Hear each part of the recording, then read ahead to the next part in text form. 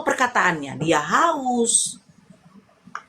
Eli-eli lama sabatani. Inilah ibumu. Ya kan? Engkau akan bersamaku di tanah Firdaus. Hanya perkataan-perkataan itu. Ada nggak dia bilang umati atau pengikutku? Nggak ada. Gitu. Ya. Silakan, Akang. Bang Julius, Assalamualaikum warahmatullahi wabarakatuh, Bang Julius. Mungkin Gurunda mau menjelaskan atau mau menjabarkan tentang tadi Bang Bang Stefanus. Ya, waalaikumsalam. Lanjut. Waalaikumsalam. Bang Zuma lagi buat kue katanya. Dia lagi mix tuh. Apaan sih lu? Ya, lanjut Bang. Ya, Masya Allah. Subhanallah, satu kebahagiaan berada di tengah-tengah para mu'allafah ya, yang diberi Allah petunjuk, meskipun pada prinsipnya siapapun kita tidak lepas dari ujian dalam kehidupan kita. Jangan kira para mu'allaf ini enggak diuji, sehingga terkadang mereka nampak seperti orang yang sombong, orang yang merasa diri paling benar, merasa diri sudah hebat, udah ganteng, udah cantik. Itu manusiawi. Mu'allaf ataupun tidak mu'allaf, ujian Allah itu akan tetap berlaku kepada kita semuanya. Ada hal yang menarik, sahabat-sahabat sekalian yang dimuliakan oleh Allah, terkait dengan kitabullah, kitab Allah Al-Quranul Karim, yang mana Al-Quran ini datang menegaskan kepada kita semua bahwasanya Allah telah memperingatkan kepada kita. Bismillahirrahmanirrahim. Ya Bani Adam, la yaftinannakumus syaitan kama akhraja abawaikum minal jannah yanzi'u anhuma libasahuma liyurahuma sawatihima. Nah, ini ketika Allah mengatakan peringatan kepada kita, wahai anak cucu Adam, siapapun itu, apapun agamanya, ayat ini kudu wajib disampaikan kepada mereka. Jangan sekali-kali kamu tertipu oleh iblis, sebagaimana iblis telah mengeluarkan ibu bapakmu dari surga dengan menanggalkan pakaian keduanya untuk memperlihatkan kepada keduanya aurat mereka. Sesungguhnya iblis dan para pengikutnya sungguh melihat kamu dari suatu tempat yang kamu tidak bisa melihat mereka. Inna ja'alna syayatin awliya lilladzina la yu'minun. Sesungguhnya aku Allah telah menjadikan iblis-iblis itu sebagai penolong bagi orang-orang yang tidak beriman. Di ayat sebelumnya Allah Subhanahu wa taala menjelaskan bahwa sebagian daripada kita itu pantas untuk sesat, sebagian juga pantas untuk mendapatkan petunjuk. Farikan hada wa farikan haqqa alaihimud dalalah. Innahum muttakhasus syayatin awliya min dunillah wa yahsabuna annahum muhtadun. Sekelompok manusia pantas kiranya mendapatkan petunjuk. Siapa mereka ini? Yang menggunakan akal. Dan sebagian lagi sudah pantas untuk berada pada posisi sesat. Siapa mereka? Yang telah datang Bible kepada mereka, tetapi mereka tidak menelaah setiap apa yang ada di dalamnya. Mereka hanya berlandaskan yakini, percayai, imani saja. Yang telah datang kepada mereka Al-Quran, tetapi tidak menggunakan hati, mata, telinga untuk menelaah Al-Quran. Maka kata Allah, fariqan haqqa alaihimud dalalah. Maka sebagian memang manusia ini sudah pantas untuk mengisi neraka jahanam. Kenapa bisa demikian? Ya karena Allah menjadikan iblis itu sebagai teman mereka, dan mereka menjadikan iblis sebagai pelindung selain daripada Allah. Mereka mengira bahwa apa yang mereka lakukan setiap saat itu adalah karena mendapatkan petunjuk dari pencipta. anehnya nih, adik-adikku sekalian, anehnya di mana? Ketika Al-Quran mengatakan bahwasanya wa yahsabuna annahum muhtadun. Mereka mengira bahwa mereka adalah orang-orang yang mendapatkan petunjuk. Kita tanya, secara gamblang kita tanya, siapa yang memerintahkan kalian menyembah Yesus? Mana petunjuk itu? Tak ada. Apakah Elohim yang memerintahkan? Tak ada. Apakah Yesus? Tak ada. Tapi mereka adem melakukan itu. Karena mereka menganggap mereka mendapatkan petunjuk. Nah, sahabat yang dimuliakan oleh Allah, mohon izin sedikit lagi ya. Jadi, kenapa kita harus Islam? Kenapa enggak agama-agama yang lain?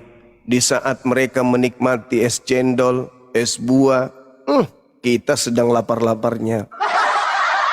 Melihat sandal jepit warna pink aja terasa melihat pepaya, kata Dinda Nora. Ya. Karena ujian. Kenapa harus memilih Islam? Karena hanya Islam ya lah yang kemudian memegang sebuah kalimatullah, yaitu kebenaran. Hanya di Islam. Tolak ukur kebenaran itu adalah kitab suci, bukan kitab yang dianggap suci. Biar keren kitab itu dianggap suci, padahal nggak suci. Apa buktinya nggak suci? Bukan lagi ucapan-ucapan dari awal oleh Nabi. Sedangkan Nabi Isa alaihissalam tentu datang menggunakan bahasa kaumnya. Loh, kok bisa ada kitab yang menggunakan bahasa di luar daripada bahasa kaumnya? Ada apa ini? Kita disuruh berakal, jangan pikirkan supaya kita sampai kepada kebenaran. Nabi Isa menggunakan bahasa Aram, Yesus menggunakan bahasa Aram. Sejatinya kalau masih murni ajarannya, ya paling tidak masih menggunakan bahasa Aramaik. Keindahan Islam, kenapa kita harus Islam? Meski lahir di tanah Arab, Islam itu, akan tetapi Islam disyariatkan untuk seluruh umat manusia. Saya ulang. Walaupun Islam itu lahir di tanah Arab, namun Islam itu disyariatkan untuk seluruh umat manusia.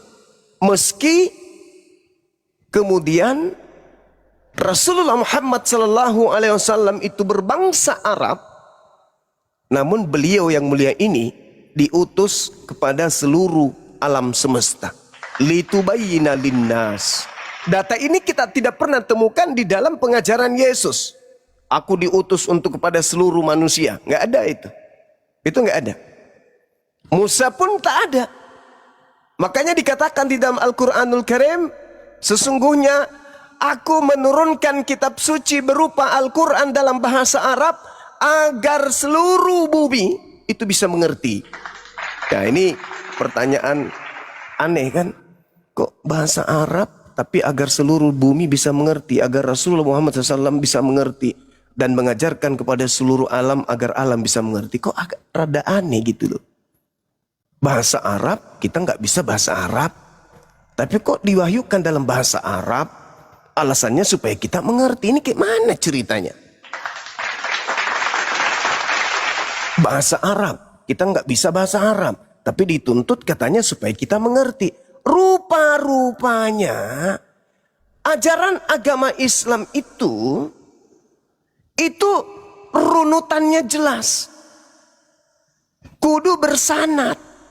Jadi seorang ulama yang bisa bahasa Arab menerima kemudian risalah pengajaran Islam, beliaulah yang menjelaskan kepada umat Islam yang tidak bisa bahasa Arab, sehingga setiap komponen yang ada dalam Al-Quran itu bisa dipahami dengan menggunakan bahasa Indonesia tanpa meninggalkan bahasa ibu, bahasa Quran.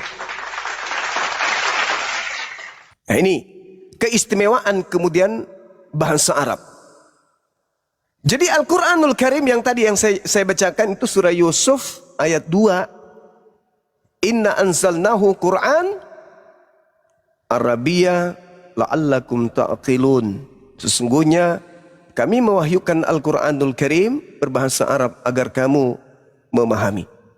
Nah, di ayat lain dikatakan wa ma arsalna mir rasulin illa bilisani qaumi liyubayyina lahum. Allah mengutus setiap rasul, dan setiap rasul diutus pasti menggunakan bahasa kaumnya. Lanjut daripada itu, sahabat-sahabat, adik-adik saya, ananda yang saya cintai dimanapun berada, Al-Quran surah Yusuf ayat 2 ini kenapa menggunakan bahasa Arab? Karena bahasa Arab itu adalah bahasa yang paling fasih, bahasa yang paling jelas, bahasa yang paling luas, dan paling banyak pengungkapan makna yang dapat kemudian menenangkan jiwa, yang sinkron dengan keberadaan kita sebagai manusia, yaitu akal, di mana kita ditunjuk oleh Allah untuk menjadi penakluk atau menjadi pemimpin di atas muka bumi ini.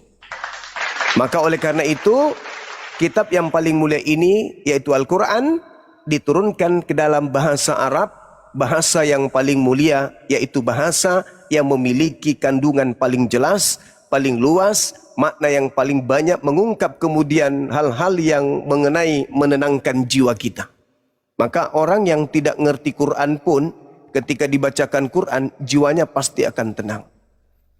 Ya bani Adam khuzu zinatakum inda kulli masjid wa kulu washrabu wa la tusrifu innahu la yuhibbul musrifin.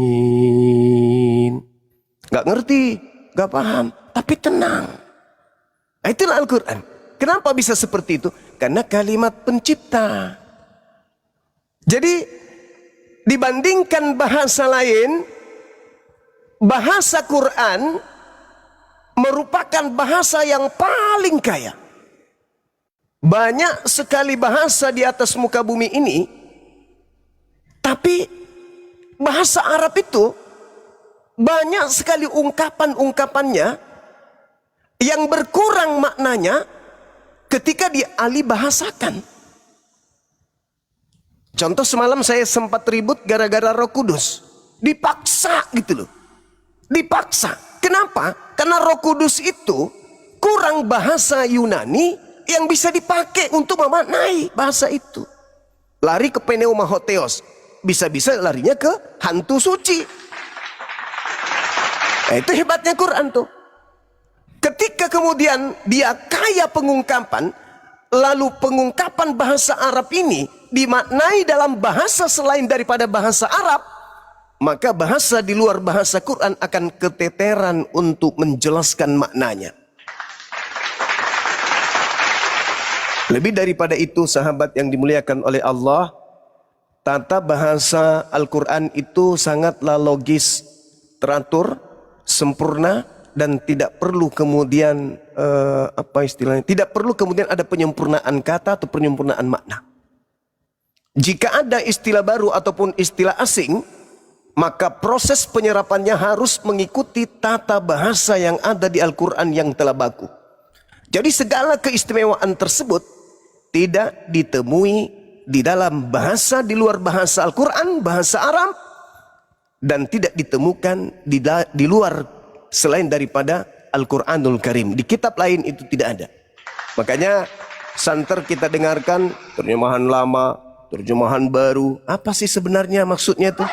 Terjemahan lama, terjemahan baru. Maksudnya apa? Kandungan apa yang tersirat di situ? Kalau kita sadar, ternyata firman Tuhan mereka keteteran menghadapi rasa bahasa makhluknya sendiri. Bagaimana dengan Al-Quran? Bisa nggak? Nggak bisa. Bahasa bumi yang sudah secanggih ini, itu harus tunduk berserah kepada bahasa Quranul Karim. Jadi yang dimuliakan oleh Allah, anak-anak saya, adik-adik saya, orang tua saya dimanapun berada, bangsa Arab terkenal dengan tradisi lisan. Dan selain itu kita tahu, kita sering mendengarkan dari guru-guru kita bahwa bangsa Arab ini adalah bangsa yang memiliki sastra bahasa yang sangat tinggi. Di zaman jahiliyah, orang-orang Arab gemar melakukan pertandingan untuk membuat syair. Mereka selalu melakukan perlombaan-perlombaan untuk menguji syair-syair mereka. Itu kegemaran mereka, menjadi habit, kebiasaan mereka itu adalah selalu melakukan. Kalau sekarang pertandingan bola, dulu itu selevel dengan pertandingan syair-syair. Sekali lagi saya katakan, kalau sekarang yang paling disukai dunia adalah bola, Piala Dunia. Dulu itu setara tuh, bahkan lebih. Kalau pertandingan atau perlombaan syair-syair. Nah, siapa pemenangnya kala itu, maka berhak memajang kemudian karya sastranya di dalam Ka'bah. Nah, ini kerennya pada masa itu, sahabat-sahabat yang dimuliakan oleh Allah. Jadi pada masa jahiliyah, sebuah kebanggaan yang teramat sangat tinggi jika sudah berstatus sebagai sastrawan atau penyair. Itu derajatnya sudah seperti Ronaldo dengan Pak Bom Bom hari ini. Penyair yang sudah tersohor, sastrawan yang sudah ternama. Maka ketika seorang pemuda pada masa itu, baginda Rasulullah Muhammad SAW, seorang yang bergelar ummi, tidak berpendidikan dia, buta huruf, tidak bisa baca tulis. Lalu kemudian hadir di tengah-tengah para penyair, para sastrawan, para penikmat syair-syair yang sering kemudian dipertandingkan, hadir di tengah-tengah mereka membacakan Al-Quran. Subhanallah, begitu terkejutnya mereka. Wow, ini apa ini? Ini apa ini? Kok indah kali gitu loh. Tidak ada seorang manusia penyair ternama sekalipun pada masa itu yang bisa membuat untaian kata, untaian kalimat seindah ayat-ayat suci Al-Quranul Karim. Masalahnya, bahasa yang digunakan kemudian oleh Al-Quran itu adalah bahasa Arab. Bahasa yang sama dengan yang mereka gunakan. Bukan bahasa asing. Akan tetapi, bahasa yang dilantunkan oleh baginda Rasulullah Muhammad SAW ketika membaca ayat suci Al-Quran, itu bukanlah bahasa Arab sembarangan. Bahasa yang menggunakan kemudian serta memiliki beberapa tingkatan-tingkatan. Jadi bahasa dalam Al-Quran merupakan bahasa yang memiliki tingkatan tertinggi. Lebih dari bahasa sastra Arab pada umumnya kala itu. Jangankan bahasa yang dimiliki oleh bahasa bangsa non-Arab, seorang yang lahir dan besar di tanah Arab pun harus belajar bahasa mereka sendiri untuk memaknai Al-Quranul Karim. Saya ulang kalimat saya terakhir. Jangankan seorang penyair ternama, sastrawan yang punya ijazah yang begitu tinggi, diakui oleh orang-orang Arab, bangsa Arab kala itu. Ketika mereka ingin belajar tentang apa yang dilantunkan oleh baginda Rasulullah Muhammad SAW, mereka wajib hukumnya belajar bahasa Arab itu sendiri untuk memaknai Al-Quran. Lalu bagaimana dengan seorang Edis yang pemakan babi, kerjanya coli 3 kali sehari, mengaku belajar kemudian Al-Quranul Karim 13 tahun, 15 tahun, tadinya 5 tahun, baru 2 bulan ngaku 7 tahun, 4 bulan berubah ketemu saya lagi 13 tahun lagi. Ini kapan ini pembohong pendusta ini, mati aja sekalian. Bagaimana dia bisa mengerti bahasa Quran, Cak Ayu? Hah? Bagaimana dia bisa? Orang tukang perkosa diri sendiri mengaku, aku ini ahli Quran, saya ini belajar.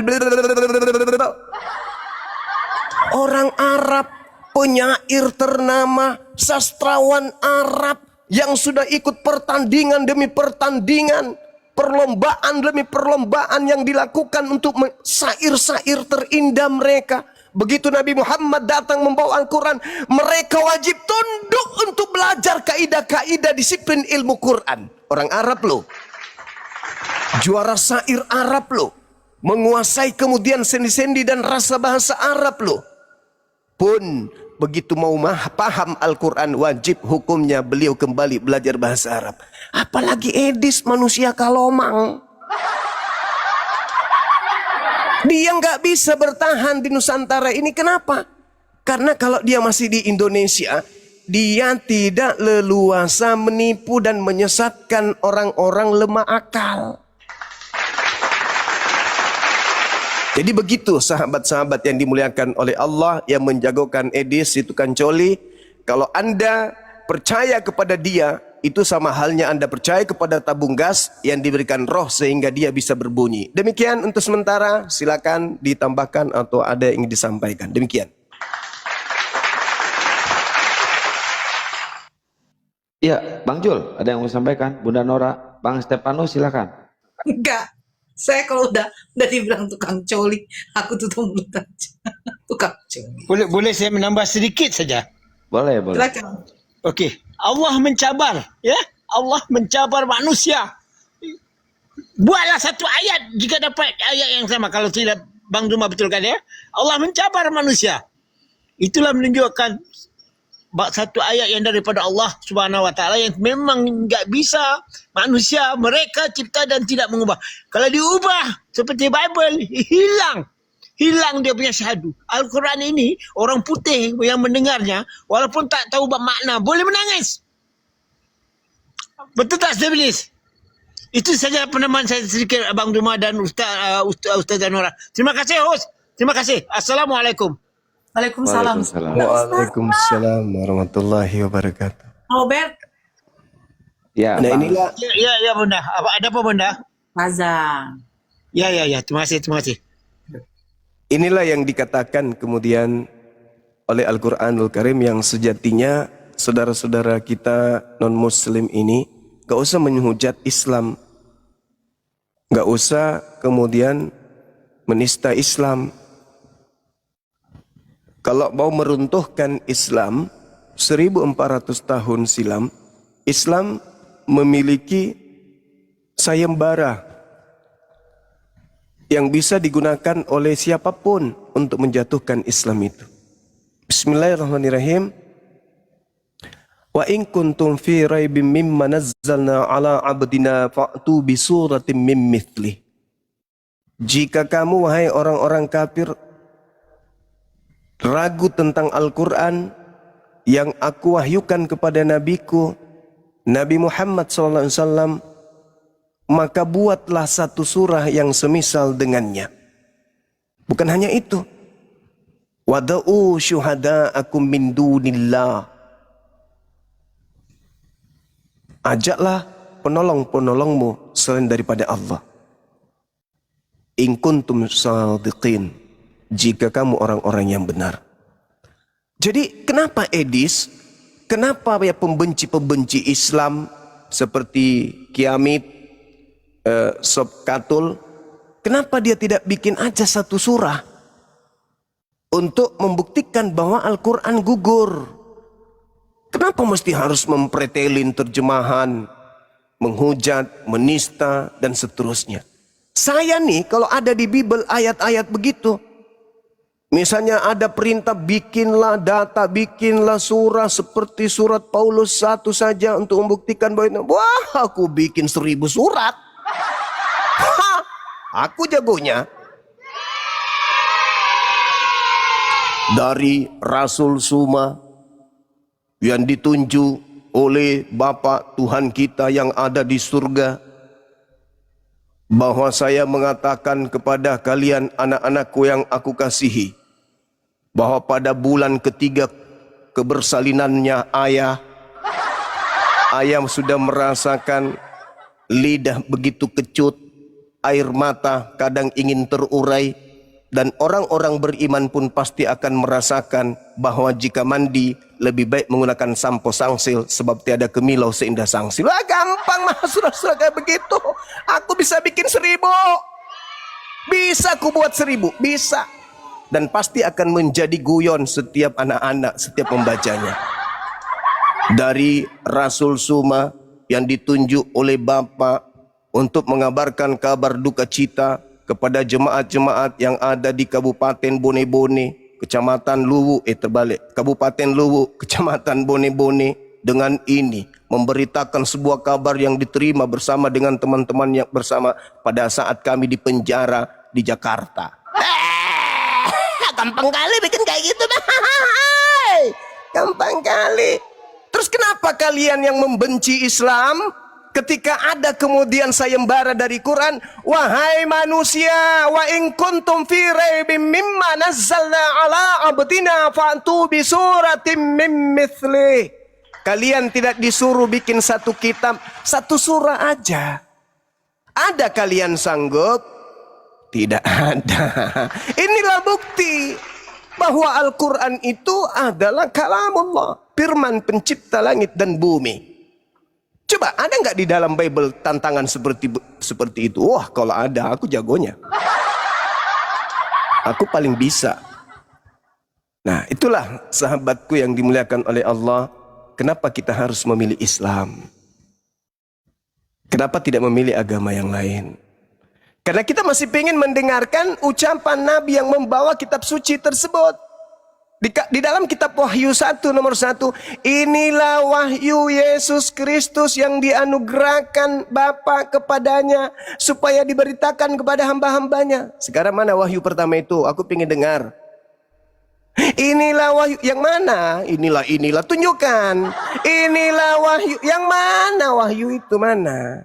Mana? Yang mana wahyu pertama yang diterima Yesus? Inilah wahyu yang mana? Kok ini aja terus? Colok juga mata kau nanti. Mana? Yang mana wahyu pertama diterima Yesus itu? Inilah wahyu. Lo diulang lagi. Yang mana? Inilah wahyu. kitab wahyu itu ditulis antara tahun 90 sampai 110 katanya. Yesus ada pada zaman abad pertama di tahun 1 sampai 33. Mana wahyu pertama itu? Inilah wahyu, itu aja. Itu aja terus sampai membuat pendeta Dr. MYM kabur. Sampai hari ini tidak mau pulang-pulang lagi diskusi sama aku. Mana wahyu pertama itu? Kami rindu ingin mendengarkan kayak mana suara Yesus itu ketika dia menerima firman dan menyampaikan firman kepada kaumnya Bani Israel. Mana? Masih mending di kita. Masih ada ungkapan pertama Nabi Isa. Apa ungkapan pertama Nabi Isa? Inni Abdullah Antaniyal kitab wa ja'alani nabiyya. Masih mending. Tinggal dialih bahasakan dari bahasa Quran ke bahasa Arab. Nggak jauh-jauh beda. Nah sekarang kalau Nabi Muhammad, kami ingin mendengarkan suara beliau. Kami tinggal putar Quran. Kami tinggal baca Quran. Qul man harrama zinatallahi allati akhraja li ibadi wattayyibati minar rizq. Qul hiya lilladzina amanu fil hayatid dunya khalisah yawmal qiyamah. Kadzalika nufassilul ayati liqaumin ya'lamun. Suara baginda Rasulullah Muhammad sallallahu alaihi wasallam sudah 1400 tahun beliau kembali kepada Allah, masih terlantun dengan fasihnya sampai detik ini. Qul man harrama zinatallahi allati akhraja li ibadihi wattayyibati minar rizq. Lisan baginda Rasulullah Muhammad sallallahu alaihi wasallam menemani kita sampai hari kiamat.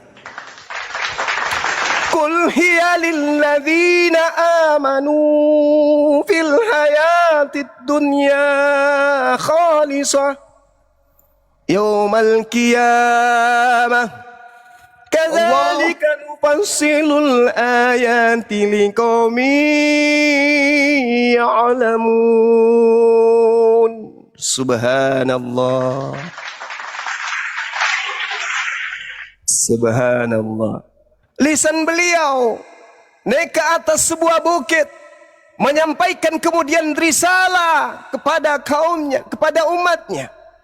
Ya Allah ya Karim, hari ini masih terdengarkan kemudian lantunan bacaan-bacaan beliau yang mulia. Bagaimana dengan saudara kita? Ketika kita tanya, mana wahyu pertama yang diterima Yesus? Jika kalian pengikutnya, pasti kalian bisa menyuarakan wahyu pertama dari Yesus itu. Ada enggak?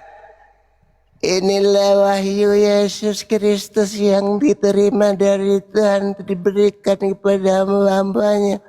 Iya, mana wahyu itu, mana? Mana wahyu itu? Inilah, mana wahyu itu? Coba, bukti bahwa mereka bukan pengikut. Kenapa? Mereka tidak memiliki pembendaharaan ilmu dari Yesus sebagai sang sumber. Ingat Matius 7 nomor 6. Jangan berikan nih barang-barang kudus tak kepada asu. Dan jangan melemparkan mutiara tak kepada babi. Berarti anjing dan babi tidak memiliki kemudian barang kudus dan mutiara. Adakah mereka punya mutiara? Adakah mereka memiliki barang kudus? Coba tunjukkan katanya. Saya mau lihat Ki, adakah? Di mana pula itu barang kudus ketika Yesus mengatakan inilah wahyu pertama yang kuterima? Mana nih barang kudusnya? Maukah dengar Ki? Tidak ada Cahayu. Mana mutiara? Firman yang Yesus terima dari Bapa mana? Tunjukkan kepada kami. Ada enggak mutiara itu? Tidak ada Sambalu. Jadi mari maki jangan maki korong berkeras hati. Lembutkan ki hati tak. Kebenaran itu hanya ada di Al-Quranul Karim. Ini sulit untuk kemudian bisa dibantah. Saya pingin jadi kalian, tapi tolong dong, Yesus ngucapin apa? Pertama kali dia menerima wahyu, dia ngomong apa? Pingin tahu aku. Kata Bunda Nora ketika manja-manja sama lakinya, Bang, bisikin sesuatu yang membuat hatiku nyaman dong. Seperti nyamannya ketika aku mendengarkan bacaan Quran. Ada nggak Bang? Dihantamnya pakai bahasa Yunani. Mantrasa kok. Hancur sudah. Ini gimana ceritanya kalau bahasa Yunani? Yesus nerima wahyu pertama pakai bahasa Yunani. Gimana? Adem gak ya kita mendengarkan bahasa-bahasa kayak gitu? Hah? Kalau kita mendengarkan bahasa Yunani kemudian itu bahasanya Yesus, yakin? Aku gak yakin. Gak mungkin. Pada masa Yesus datang, ingat teman-teman, usia 2 tahun, usia kelahiran Yesus itu usia di mana dia terancam oleh penjajah. Herodes mencari bayi Yesus. Kenapa? Karena orang-orang Yahudi memang menunggu 3. Yang pertama adalah Elia, yang kedua adalah Mesias, yang ketiga adalah Nabi kita, Nabi yang akan datang. Ini pendeta kemarin keteteran sampai mukanya berubah menjadi ungu kayak ubi jalar rebus. Untung kusuruh istirahat, takutnya kena jantung, komplikasi dengan urat asam. Kebalik, asam urat. Itu kenapa demikian?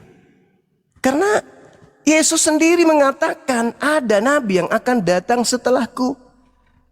Akulah Mesias itu. Betul, umat Islam juga. Kenapa ditutup jendelanya, Dek? Buka jendela biar masuk angin. Gitu. Kenapa kemudian beliau ini Yesus mengatakan kalau dia adalah Mesias itu? Ya, karena bakal ada nabi yang akan datang. Lalu Elia siapa? Elia itu adalah Yohanes Pembaptis. Nabi yang akan datang inilah yang kita cari. Oh, bukan kita cari, ya mereka harus cari. Kalau kita kan udah nemukan baginda Rasulullah yang mulia, Nabi Muhammad SAW. Nah itu dia. Ini kalau misalnya kita baca tuduhan orang-orang Yahudi kepada Yesus, bahwa Yesus ini adalah orang yang lahir dalam keadaan berdosa. Yesus datang ketika bayi itu dicari sama Herodes untuk dibunuh. Itu kita harus tahu itu. Teman-teman saya harus wajib tahu Matius 2. Jadi dari bayi Matius itu Yesus itu sudah ingin dibunuh. Kenapa? Jauh sebelum Yesus lahir, orang Yahudi memang menunggu Mesias. Mesias yang sama dengan Hezekia, sama dengan Gideon, sama seperti Daud, Salomo, sama seperti Nabi Musa alaihissalam. Mereka yang menguasai tanah Yerusalem kala itu takut lahir adanya seorang raja besar di tengah-tengah mereka. Takut. Jangan sampai ada lahir raja yang mereka tunggu ini. Jangan sampai. Jangan sampai Mesias mereka lahir. Kalau ada, bunuh dari kecil. Biar dia besar tidak menjadi hebat. Apa yang terjadi? Penjajah tetap menguasai tanah Yerusalem sampai kemudian Yesus besar melakukan penginjilan di tengah-tengah kaumnya Bani Israel. Penjajah, Yesus mengajarkan penginjilan menggunakan bahasa penjajah gitu. Ya nggak mungkin lah.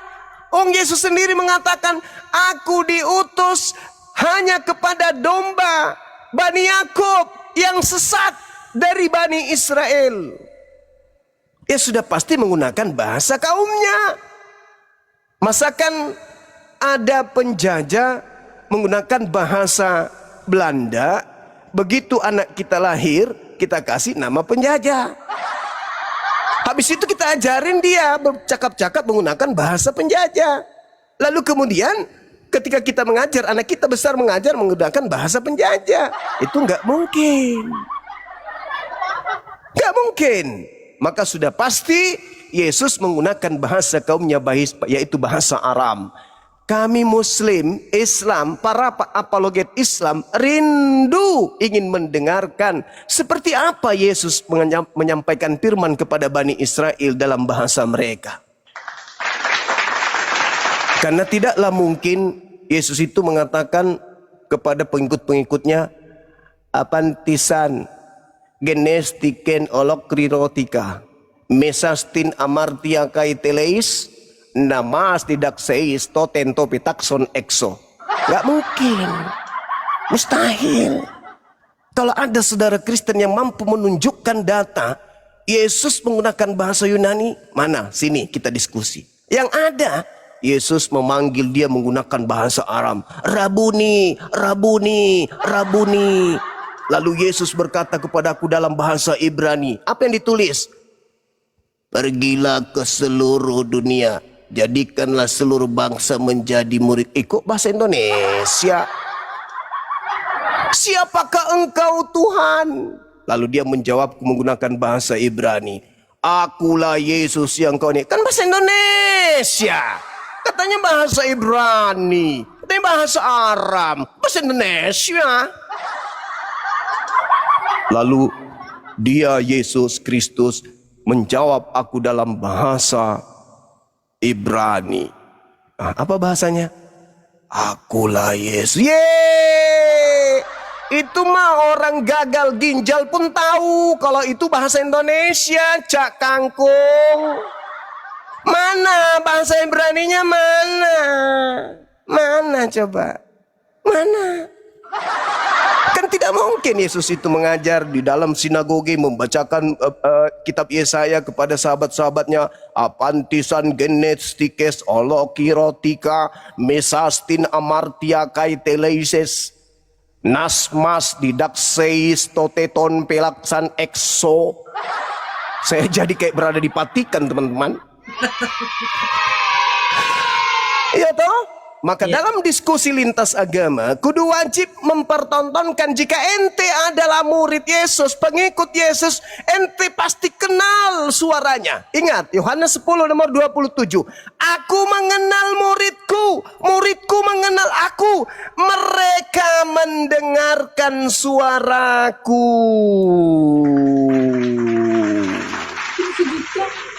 Yang ada orang-orang saudara-saudara kita Kristen mendengar suaranya Pak Bom Bom, mendengar suaranya Edis, mendengar suaranya Lina Tidak Jaya. Kita pingin dengar suara Yesus yang mana gitu loh. Yesus menggunakan bahasa apa gitu loh. Sebagaimana Nabi Muhammad menggunakan bahasa Al-Quran, bahasa Quran masih bisa kita dengar gitu loh. Jika kalian pengikut Yesus, apa wahyu yang pertama kali Yesus terima dan kayak mana dia membunyikan wahyu atau firman tersebut? Itu penting untuk dijawab. Kecuali kalian bukan pengikutnya, maka kalian tidak tahu. Bang Juma. Waalaikum saudara. Assalamualaikum. Iya. Waalaikumsalam, saudara Boti. Bang Juma. Iya, iya. Saya ini kan penggemar Bang Juma lama sekali, sudah sering menyimak tuh ya. Siap. Mulai tahun 2020 tuh ya, saat Bang Juma masih di mana ya, di YouTube ya. Nah, jadi gini Bang Juma, saya kan banyak tuh mendapat dari wawasan Bang Juma tentang hakikat ataupun itu syariat ataupun tentang yang selama ini dipertanyakan itu terjawab semua yang saya copy dari Bang Juma tuh begitu. Nah, satu lagi Bang Juma ya. Jadi gini Bang Juma kan selalu membahas tentang Yesus. Nah, kalau kita Islam, kita nggak ada Yesus itu ya, yang ada Isa. Nah, jadi pertanyaan saya Bang Juma jujur, Yesus itu apakah Isa Bang? Kalau menurut kita apakah Isa itu Yesus? Tolong Bang Juma jelaskan Bang Juma. Makasih Bang. Iya, baik. Jadi Al-Quranul Karim menjelaskan kepada kita umat Islam ya, di dalam surah Ali Imran ayat 106, 117, 116, 117. Allah Subhanahu wa taala menjelaskan di dalam Al-Qur'anul Karim bahwasanya Ali Imran Al-Maidah di dalam Al-Maidah ayat 116 ya, 116 sampai dengan 117. Allah Subhanahu wa taala berfirman di sana ketika Nabi Isa alaihissalam kelak akan dihakimi oleh Allah, ditanyai oleh Allah. Wa isqalallah ya Isa ibn Maryam, a anta qulta linnas, apakah engkau yang mengajarkan manusia untuk menuhankan dirimu selain daripada aku? Nabi Isa menjawab tidak. Nah, kita nih ketika mengetahui dalil ini, Allah bertanya kepada Nabi Isa, a anta qulta linnas takhizuni wa ummi ilahaini min dunillah. Apakah engkau yang mengajarkan kepada manusia untuk menuhankan dirimu dan juga ibumu selain daripada aku? Kita tidak mengklaim, oh itu adalah Yesus. Sorry. Islam dengan Islam. Tapi ada kekuatan dari barat yang menginginkan kemudian penduduk asli Indonesia untuk menyembah kepada manusia selain daripada Tuhannya Yahudi dengan nama Yesus.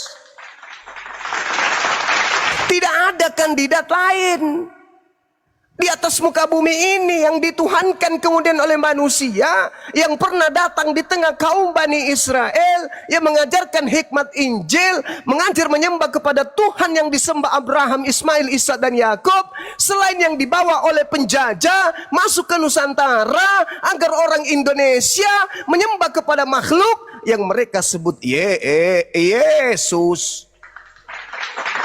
Dan Anda, saudaraku yang tadi si Boti, saya katakan kepada saudara, Bible yang dibawa penjajah masuk ke Nusantara itu pertama kali ketika mereka merubah dalam bahasa Melayu, Yesus mereka rubah menjadi Isa Al-Masih. Bahkan gereja-gereja hari ini masih ada yang bernama Gereja Isa Al-Masih. Ada juga yang bernama Kalam Ilahi, masih menyebut nama Rasul tanpa malu-malu. Artinya apa? Siapa yang mau menyamakan antara Nabi Isa dengan Yesus? Maaf, sorry lakde, tralala tralalili. Tidak mungkin Nabi kami manusia yang mati dengan jalan kutuk ditombak lambungnya dekat dengan kantong ee-nya. Mungkin kalian yang menyamai dengan Nabi Isa. Maka ketika kita berdiskusi, kita ngikutin nih, lagi-lagi kita mengalah nih. Oke lah kalau begitu, biar kamu puas nyamar-nyamar. Jadi kami bukan orang yang mau menyamakan dengan Yesusnya. Bodoh. Pret, prat, prat, prat, prat, prat. Bagaimana mungkin Nabi Isa yang mulia kami mau menyetarakan dengan Yesus yang mati dengan jalan kutuk? Sorry. Tetapi kami menghargai. Kenapa? Karena kalian punya misi. Misi apa itu? Misi mengkristenkan orang. Amanat agung katanya. Lagi-lagi mengambil istilah amanah dari Al-Quran. Pret! Itu. Nah sekarang bukti bahwa kalian menyamakan Nabi Isa dengan Yesus apa? Bible yang seperti kukatakan sama Bunda Rahma kemarin, isi paketnya adalah baju daster, tapi pembungkusnya di luar paketnya tertulis pempek Palembang. Begitu dibuka isinya baju daster. Bible sampul luarnya tertulis Alkitab. Pret! So cantik, so paten, pakai istilah Al-Quran, tapi nggak mau menyamakan Nabi Isa dengan Yesus. Padahal Nabi Isa lah yang pertama kali di antara Isa dan Yesus yang menyebutkan kata Alkitab. Inni Abdullah atani Alkitab wa ja'alani nabiyan. Wah, keren kali, Bah. Jadi kami itu cuma mengikuti pola kalian. Pola yang suka mengklaim punya orang punyanya. Tidak ada itu umat Islam saya misalnya di masjid. Ma'asyiral muslimin rahimakumullah. Kita ingat di dalam Al-Quranul Karim ketika Nabi Yesus bersabda, mana bisa pakai kayak begitu? Ketika Allah Subhanahu wa taala berkata kepada Nabi Yesus, wa isqalallah ya Isa, habis itu kita rubah ya Yesus. Pret. Mana ada? Tapi kalau mereka kitabnya, apalagi ada Dinda Ardiansa, bisa kami buktikan. Kitab kalian tertulis nama Isa Al-Masih di dalamnya. Memalukan, menggelikan. Jadi itu saudaraku, saudaraku non muslim, pahami itu. Kami umat Islam itu begitu mengasihi kalian sampai ya kami pun ikut-ikut untuk sedikit memperbodoh diri dengan menyebut ya gitu-gitulah. Ya, itu toleransi namanya. Toleransi Islam itu terlalu berlebihan kali sama kalian. Nah, jadi gitu, sahabat. Jadi, apakah engkau yang mengajarkan manusia-manusia cupu ini untuk menuhankan dirimu selain daripada aku? Apa kata Nabi Isa alaihi salam? Qala subhanaka ma yakunu li an aqula ma laysa li bihaqqa. Maha suci engkau ya Allah, tidak patut bagiku mengatakan apapun yang bukan hakku untuk aku katakan. Kan keren. Dan Yesus rupa-rupanya pun berkata, aku tidak berkata-kata dari diriku sendiri.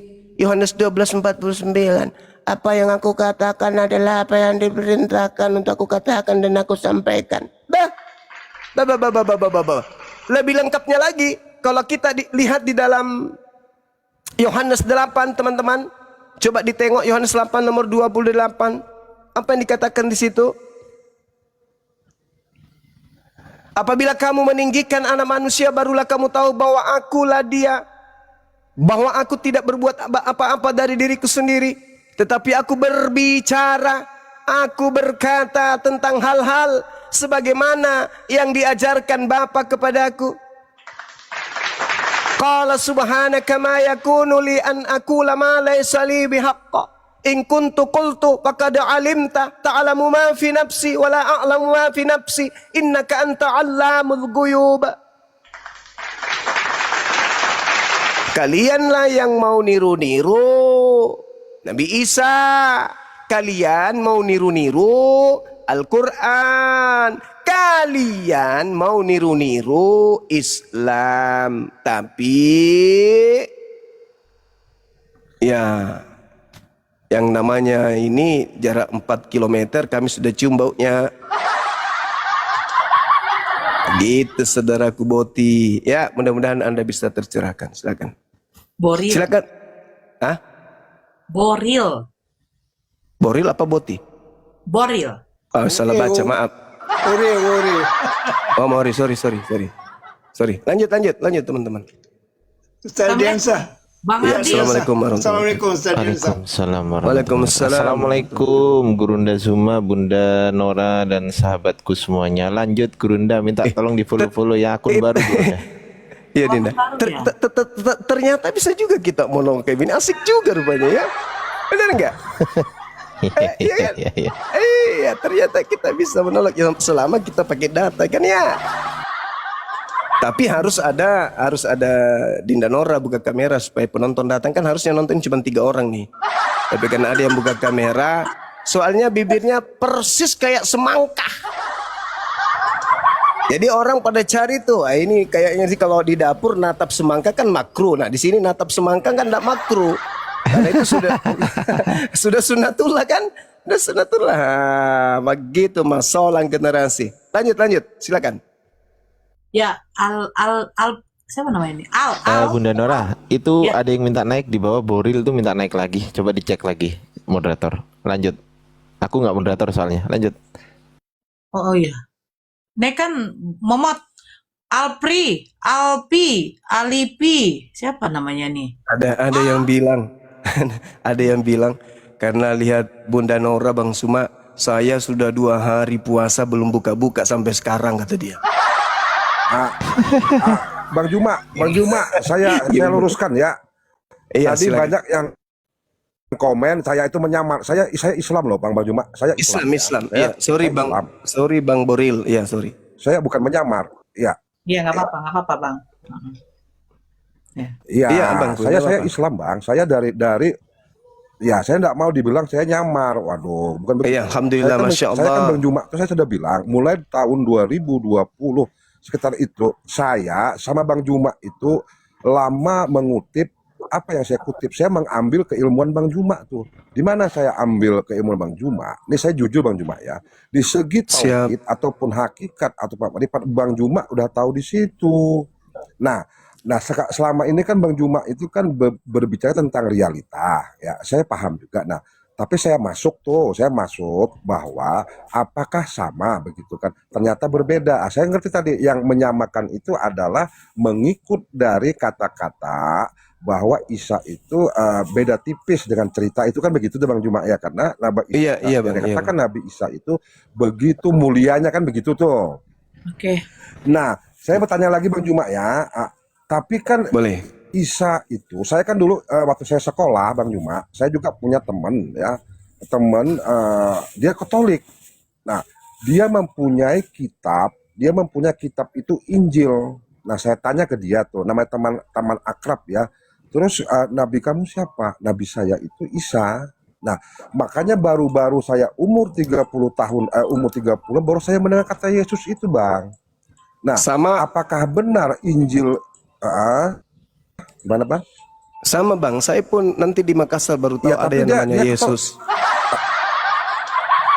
Nah, makanya itu Bang. Jadi kan saya ini orangnya penggali itu ya, penggali. Saya itu mencari kebenaran itu Bang. Nah, makanya waktu saya SD, saya satu bangku, teman saya itu Katolik. Saya bertanya, kitab kamu apa? Injil kan begitu. Terus nabi kamu apa? Isa. Iya, terus Bang, terus. Terus dia terima telepon, Bang. Kan begitu.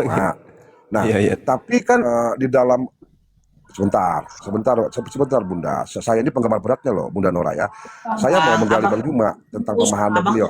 Nah, Tuh kan? Jaringan Apakah abang dulu perbaiki. sebentar, Mbak, sebentar Bunda sebentar. Ini penting sekali. Iya, Wah, lanjut. Islam bukan begitu, Bun. Islam itu tegas, tapi kebenaran. Jaringan abang, bilang jaringan abang putus-putus. Iya, iya. Sudah bagus, sudah bagus. Oh ya, sorry. Tadi putus-putus, Bang. Nah, Iya. Bang Iya. Juma, Siap. Bang Juma, saya mau tanya, apakah benar Injil itu memang kitab suci? Nah itu, Iya, iya. begitu Bang Juma. Betul. Apakah benar Injil itu kitab suci, Abang. bahwa Injil itu kitab suci menjadi kesatuan kesempurnaan, bahwa Al-Quran itulah kesempurnaan dari isi dari Injil itu. Coba Bang Juma kasih kami poin tuh Bang Juma ya, tentang Injil Iya, itu baik. arahnya kemana gitu, tentang klopnya. Begitu. Terima kasih ya. Siap. Bang Juma, saya Islam ya Bang Juma ya, saya bukan menyamar, saya nggak mau. Saya Iya, Islam. Masya Allah, subhanallah. Iya, abangku. Ya. Jadi, Ya, makasih. kalau kita Assalamualaikum, berbicara- Bunda Nora, Bang Juma. Waalaikumsalam warahmatullahi wabarakatuh. Assalamualaikum warahmatullahi wabarakatuh. Jadi kalau kita berbicara mengenai kitab Injil sekaligus Torah, Allah Subhanahu wa taala menjelaskan, Bismillahirrahmanirrahim. Nazzala 'alaikal kitaba bil haqq musaddiqan lima baina yadayhi wa anzala at-Taura wal Injil. Allah menurunkan kepadamu wahai Nabi Muhammad kitab dengan hak. Kitab yang dimaksud di sini adalah Al-Qur'an. Makanya nama lain daripada Al-Qur'an itu adalah Alkitab. Allah menurunkan kepadamu wahai Nabi Muhammad Alkitab dengan hak, membenarkan kitab-kitab sebelumnya yang telah diturunkan serta yang telah menurunkan Taurat dan Injil. Lalu ketika Injil ini datang kepada kaum di mana Injil ini diutus, Allah Subhanahu wa taala menjelaskan kemudian bahwasanya kaum terdahulu itu gemar merubah-rubah. Mungkin orang akan berkata, itu hanya tuduhan. Oke, itu hanya tuduhan. Tapi mana? Yang tadi yang saya suarakan, mana ayat pertama yang diterima Yesus? Mana? Nggak ada. Tapi tetap ada saja, ada buku yang mereka sebut Perjanjian Baru, atau sering mereka menyebutnya Injil tanpa malu-malu. Nah, lalu apa hubungannya dengan Nabi Muhammad dengan kitab itu? Nabi Muhammad SAW bukan menggabungkan atau mengambil kitabnya orang Yahudi Nasrani untuk memasukkannya ke dalam Al-Quran. Tidak. Al-Quran adalah kitab yang independen, berdiri sendiri, tidak mengambil kitabnya agama lain, mencampurkan dengan kitab Al-Quran, tidak. Atau mengambil Al-Quran, mencampurkan dengan kitabnya orang lain, itu juga kagak. Di mana itu bisa kita mencari solusi? Al-Quranul Karim, surah Al-Ma'idah, ayat 15. Bismillahirrahmanirrahim. Ya ahlal kitab, qad ja'akum rasuluna yubayyinu lakum katsiran mimma kuntum tukhfuna minal kitab wa ya'funa an katsir, qad ja'akum minallah nuru wa kitabum mubin. Wahai ahli kitab, wahai engkau yang diberikan Injil, kata Allah, yang diberikan Injil, sungguh Rasulku Nabi Muhammad telah datang kepadamu untuk menjelaskan banyak hal dari isi kitab yang kamu sembunyikan. Dan Rasulku Nabi Muhammad membiarkan, tidak menjelaskan banyak hal yang engkau sembunyikan itu. Sungguh telah datang kepadamu cahaya, yaitu Al-Quranul Karim bersama baginda Rasulullah Muhammad SAW, yang merupakan kitab yang menjelaskan, atau kitab yang sangat jelas. Jadi Al-Quran datang sebagai cahaya dari Allah. Nabi Muhammad datang sebagai cahaya dari Allah. Al-Quran sebagai kitabnya untuk menjelaskan. Nah, jadi Injil dijelaskan posisinya oleh Al-Quran, Torah dijelaskan posisinya oleh Al-Quran. Itu, jadi Al-Quran tidak mengambil Injil memasukkan ke dalam kitab suci Al-Quran, menggabungkannya, enggak. Nabi Muhammad SAW sebagai cahaya yang membawa Islam, dan kitab suci Al-Quranul Karim yang jelas. Ya ahlal kitab, qad ja'akum rasuluna yubayyinu lakum. Jadi kita enggak perlu lagi mana Injil ya, Injil yang mana, enggak perlu. Karena kitab itu sudah disembunyikan. Salah enggak Al-Quran mengatakan kitab-kitab terdahulu disembunyikan? Enggak. Ya kalau tidak salah, berarti benar. Ya. Nah kalau benar, berarti sampai hari ini enggak ada Injil Yesus. Betul.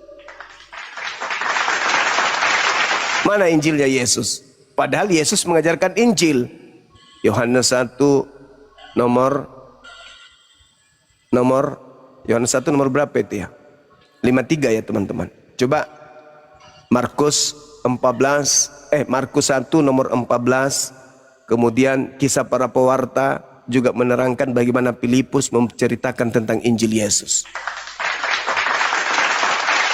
Berarti memang Yesus ini memiliki Injil. Ya, di kisah para pewarta 8 kalau nggak salah ya, KPR 8, di situ dijelaskan bahwasanya mulailah Filipus berbicara dan bertolak dari nas itu, dia Filipus memberitakan Injil Yesus.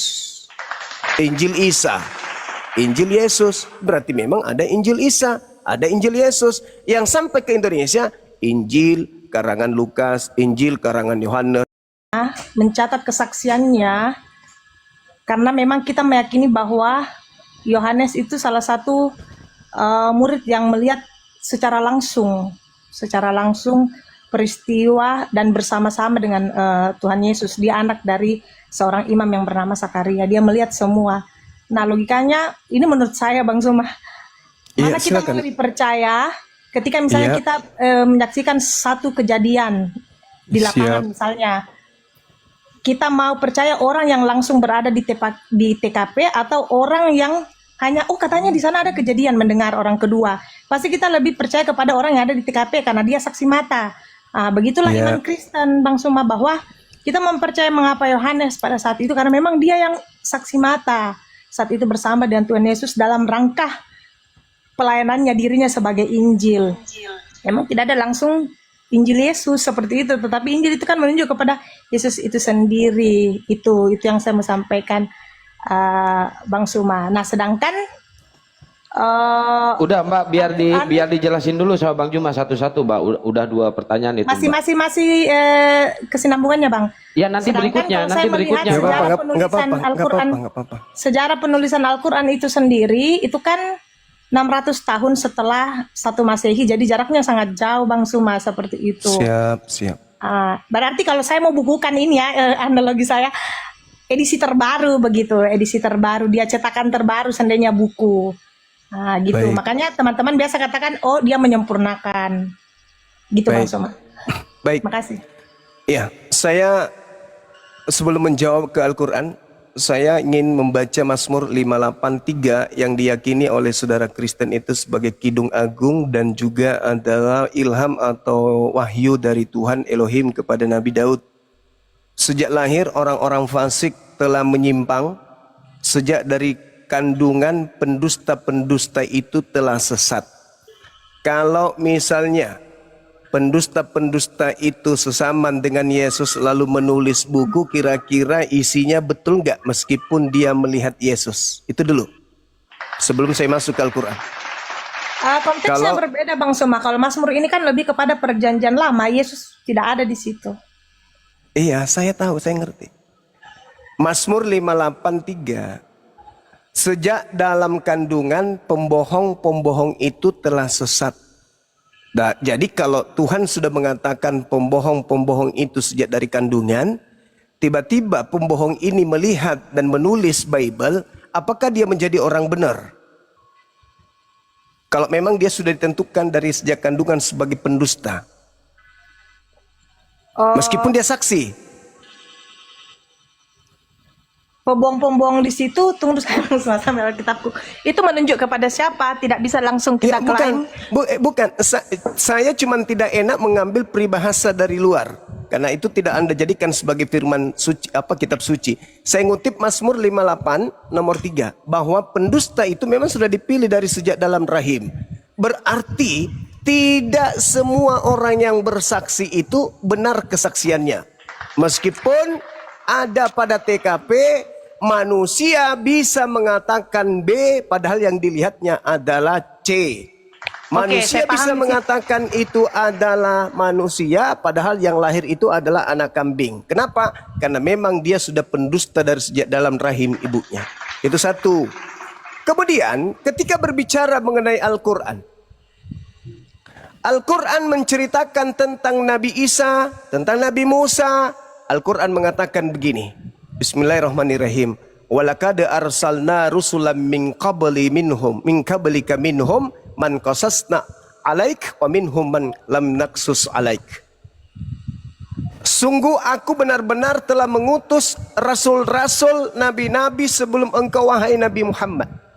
Di antara mereka ada yang aku ceritakan kepadamu dan ada pula yang aku tidak ceritakan kepadamu. Nah, yang menceritakan ini bukan saksi berupa manusia yang bisa berbohong, bisa berdusta. Yang bersaksi di sini adalah yang maha melihat. Lakinillah yashhadu bima ansala ilaika ansalahu bi ilmi wal malaikatu. Yang menyaksikan segala sesuatu itu adalah pencipta langit dan bumi. Dialah yang memberitakan berita yang pernah terjadi masa lampau kepada baginda Rasulullah Muhammad SAW. Satu pernyataan pencipta langit dan bumi kepada nabiku, 1000 pernyataan-pernyataan di luar orang-orang yang bertentangan dengan itu. Mau dia mengatakan aku loh yang menyalibnya, aku loh yang melahirkannya, aku loh yang memandikannya. Kalau tidak berkesuaian dengan Al-Quranku, maka saya katakan itu adalah kesaksian dusta. Nah, saya bisa buktikan. Saya bisa Oke, Bang buktikan Suma. itu. Bahwa kesaksian-kesaksian mereka itu tidak bisa dipercaya. Ya, silakan. Oke, untuk ya namanya diskusi Bang Sumai kita bisa berbeda. Iya, Untuk dalam- itu diskusi. untuk dalam Kalau konteks Cuma dalam konteks Mazmur Cuma. 58 itu saya secara pribadi melihatnya teks ini sebagai pendusta-pendusta itu menunjuk kepada para penguasa Bang Suma, karena memang pada Oke. saat itu ya itu Izin, menunjuk Bang pada penguasa Meriati. itu yang Saya pertama. sebentar Oke. aja. Baik. Saya sebentar aja. Bang Suma, Yang ke- yang Siap. menyaksikan saja kau ragu, apalagi yang ada di abad ke-7 mau menceritakan yang Oh, masalahnya yang menyaksikan bagi kami itu adalah pencipta kami. yang menyaksikan saja kau ragukan, apalagi yang lahir di abad ke-7 Suma. Aduh. Itulah saya percaya kepada maka itu cuma malu sendiri, maka itu tidak ada hubungannya. saya dengan itu. percaya kepada pencipta langit dan bumi dan saya tidak percaya kepada orang ngomong barat. terus. Ya, itu iman saya, Bang. Itu iman saya. Aduh, Sekarang kau begini. lebih percaya sampai betina, Saudara Mary, boleh saudari menolak Mazmur. Tapi tolong Anda jabarkan kepada saya 2 Petrus 2 nomor 1, sebagaimana nabi-nabi palsu dahulu tampil di tengah-tengah umat Elohim, demikian pula di antara kamu akan ada guru-guru palsu, mereka akan memasukkan pengajaran-pengajaran sesat yang membinasakan. Pertanyaan saya kepada saudari saya, siapa guru-guru palsu yang sesaman dengan Petrus? Ia memasukkan pengajaran-pengajaran palsu, dimasukkan ke mana? Dan pengajaran-pengajaran palsu yang dimasukkan ke mana ini, itu yang mana? Gitu, silakan. Oke, kalau ini Bang Suma, kita sudah pernah diskusi tentang 2 Petrus ini, ya. Kalau ada 2 pandangan. Kalau dalam pandangan teman-teman Muslim, ini pasti menunjuk kepada Paulus, kan? Ini sudah Bukan pernah kita diskusikan. bukan cuman Paulus, Nah, siapapun yang memasukkan kalau dari pengajaran palsu. pandangannya kami orang-orang Kristen itu beda lagi Bang Suma. Kalau dari pandangan teman-teman Kristen ini nabi-nabi palsu, mulai dari yang dituliskan nabi palsu itu, kemudian penciplak penciplak kitab-kitab dan lain sebagainya, ini beda lagi. Seperti itu. Jadi Oke. saya tidak masuk ke sana. Oke, Jawab sekarang dulu pertanyaan begini. saya Bang Suma yang tadi, bahwa Al-Quran itu bersifat independen sebagaimana Oke, baik. yang disampaikan Baik. Bang Suma, sedangkan Baik. kalau kita lihat hanya 10% saja di dalamnya itu Iya. bercerita tentang Rasulullah itu. Oke, baik. Saya baca Al-Quran surah Al-Ahqaf ayat 12. Allah Subhanahu wa taala menjelaskan kepada kami bahwasanya ketika Al-Quran ini diwahyukan kepada Nabi Muhammad, baginda Rasulullah Muhammad sallallahu alaihi wasallam tidak pernah melakukan penyelidikan, penelitian atau sadur menyadur seperti sifat yang dialami oleh Bible. Wa min qablihi kitabu Musa imama wa rahma wa hasa kitabu musaddiqul lisanan Arabiyyah. Sebelum Al-Quran telah ada kitab-kitab yang kami wahyukan kepada nabi-nabi kami, termasuk kepada Nabi Musa sebagai petunjuk dan juga rahmat. Sedangkan Al-Quran ini adalah kitab yang membenarkan kitab-kitab tersebut yang datang kepadamu dengan menggunakan bahasa Arab, agar engkau memberi peringatan kepada orang-orang yang zalim dan memberi kabar gembira kepada orang-orang yang beriman, muhsin. Nabi Muhammad jaraknya jauh, justru karena itulah Nabi Muhammad suci dari penelitian-penelitian hoaks. Karena itulah Nabi Muhammad kemudian suci dari kesaksian-kesaksian orang yang tidak jelas. Karena itulah kemudian Nabi Muhammad tidak kemudian mengumpulkan peristiwa-peristiwa yang terjadi di antara orang-orang yang ada pada zaman itu. Karena dengan melakukan penelitian, itu bukti bahwa apa yang diajarkan bukan wahyu dari pencipta, tetapi adalah karya sastra atau surat kabar. Alhamdulillah kami bangga, Nabi kami jauh dari zaman itu. Kenapa? Nabi Muhammad tidak pernah membaca Taurat, tidak pernah membaca buku Lukas, Markus, Matius, dan seterusnya. Beliau adalah orang yang ummi, buta huruf, tak ngerti kitab sebelumnya. Lalu kemudian menjabarkan kejadian-kejadian masa lampau tanpa melakukan penyelidikan contek-mencontek. Sama seperti di Bible, saya bisa membuktikan contek-mencontek di dalam Bible itu banyak sekali. Lalu Lukas melakukan penyelidikan-penyelidikan. Lalu Paulus 13 kitabnya mengaku kedatangan Yesus yang bukan manusia. Lalu Lukas, lalu Markus, lalu Matius menuliskan sementara Matius bukan murid Yesus. Di dalam Matius 9 nomor 9 ternyata dia adalah orang ketiga. Di dalam Yohanes 21 nomor 4 ternyata penulis Yohanes juga adalah orang ketiga. Tidak ada satupun penulis kitab kanonik, 4 kanonik itu murid Yesus. Paulus bukan murid Yesus. Jadi jelas bahwasanya lebih baik Nabi Muhammad yang jauh dari berita-berita bohong, tapi dia bersumber dari langit, daripada ada di TKP, tapi berita yang disampaikan adalah berita bohong, berita hoax. Kenapa Al-Quran dikatakan independen? Karena Al-Quran tidak mengambil penelitian hasil karya yang ada di dalam buku-buku tersebut. Tidak. Al-Quran datang, Iqra bismi rabbikal ladzi khalaq. Setiap kali Nabi Muhammad mendapat wahyu, setiap kali itu disampaikan ke sahabat. Sahabat menghafalkan, sahabat menuliskan. Di mana tidak independennya? Yang dikatakan tidak independen itu adalah yang mengutip-ngutip, yang mengambil kitabnya agama Yahudi, terjemahannya, lalu menempelkan di kitab agamanya.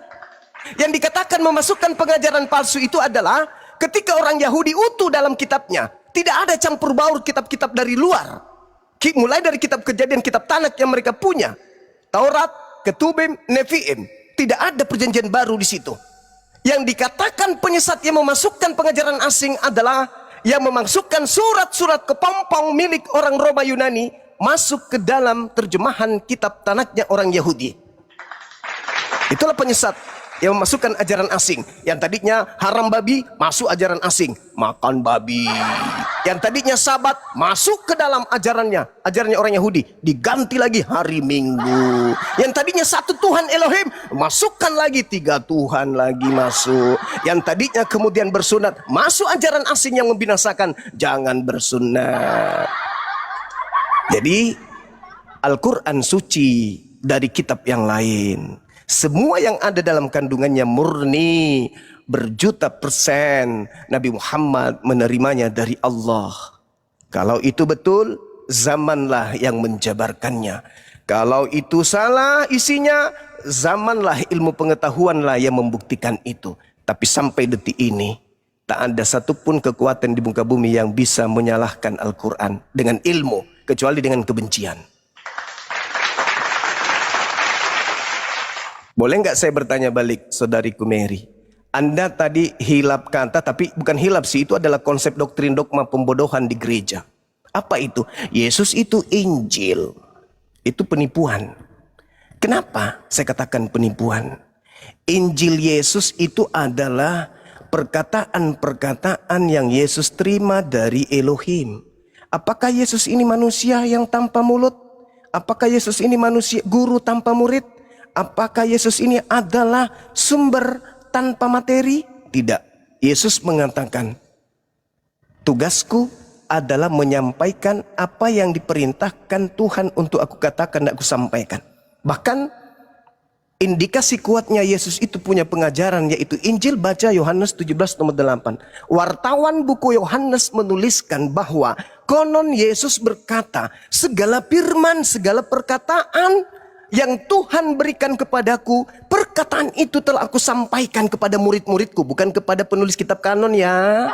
Bukan kepada Paulus, bukan kepada gereja, bukan kepada pendeta, bukan kepada pastor ya, tapi murid-muridku. Segala firman yang terima dari Tuhanku, firman itu telah aku sampaikan kepada muridku. Muridku telah menerima firman-firman itu, dan seketika mereka menerima firman-firman itu, mereka percaya bahwa melalui firman yang mereka terima dariku, aku ini mereka imani sebagai Rasulullah, Rasul Tuhannya Abraham, Ismail, Ishak, dan Yakub. Pertanyaannya, mana segala firman itu? Yang Yesus tidak tambahi, yang Yesus tidak kurangi. Karena Yesus mengatakan, aku tidak berkata-kata dari diriku sendiri. Berani nggak Lukas mengucapkan kata itu? Berani nggak Paulus mengucapkan kata itu? Berani nggak Markus mengucapkan kata itu? Berani nggak penulis Matius, Yohanes berkata seperti itu? Nggak berani. Kenapa? Di buku-buku mereka itu 80% karangan mereka sendiri, 20%-nya tinta merah. Ucapan Yesus. Itu pun katanya. Karena mereka bukan murid langsung Yesus. Nah, ketika Yesus mengatakan, segala firman yang engkau berikan kepadaku, aku telah sampaikan. Intinya, apa yang aku katakan bukan dari diriku sendiri. Nah, berarti tidak ada karangan Nabi Yesus. Tetapi apa yang aku sampaikan adalah apa yang diperintahkan oleh Bapa untuk aku katakan. Berarti tidak ada pengantar dari Paulus, Rasul Yesus. Berarti tak ada yang kayak begitu. Tidak ada Theophilus yang mulia, inilah silsilah pret. Gak ada yang kayak gitu. Semua ucapan daripada Yesus pada intinya sama kedudukannya seperti kitab Torah. Pada intinya sama kedudukan dengan kitab Sahihah, hadis Sahihah. Untuk mencapai Quran kayaknya susah. Nah, untuk itu, saudariku yang saya cintai, yang saya kasihi, yang saya kasihani. Kalau Yesus itu penyampai firman, Anda katakan itulah Injil itu sendiri, berarti itu justru menggenapi bahwa Yesus adalah pemberita. Mana berita-berita Yesus yang Yesus sampaikan, tetapi bukan dari dirinya sendiri, melainkan itu kalam ilahi yang diterimanya dari Tuhannya. Mana yang tidak terkontaminasi dengan karangan-karangan penulis kitab kanonik? Ada? Tidak ada. Maka benarlah kalimat yang ada di dalam kitab suciku yang independen, tanpa melakukan penyelidikan. Apa katanya? Di dalam Al-Quran. Ya ahlal kitab, qad ja'akum rasuluna yubayyinu lakum katsiran mimma. Apa yang dikatakan? Telah datang kepadamu rasulku untuk mengajarkan kepadamu tentang isi kitab yang kau sembunyikan. Tolong sebagai penganut ajaran Kristen, tunjukkan segala firman yang tidak terkontaminasi dengan ucapan Yesus sendiri. Apalagi terkontaminasi dengan ucapan pengarang-pengarang kitab saudara. Ada nggak itu? Kalau tidak ada, maka benarlah kitab suciku. Ya ahlal kitab qad ja'akum rasuluna yubayyinu lakum katsiran mimma kuntum tukhfuna minal kitab wa ya'funa an katsir. Ya ahli kitab, wahai orang-orang Yahudi yang dulu diberi kitab Torah, Injil, telah datang kepada kalian nabiku Nabi Muhammad untuk menjelaskan dari isi kitab kalian yang kalian sembunyikan. Orang Kristen hari ini mendapat Injil dari yang diturunkan kepada Nabi yang datang kepada Bani Israel? Enggak. Mereka mendapatkan kitab terjemahan dari Belanda.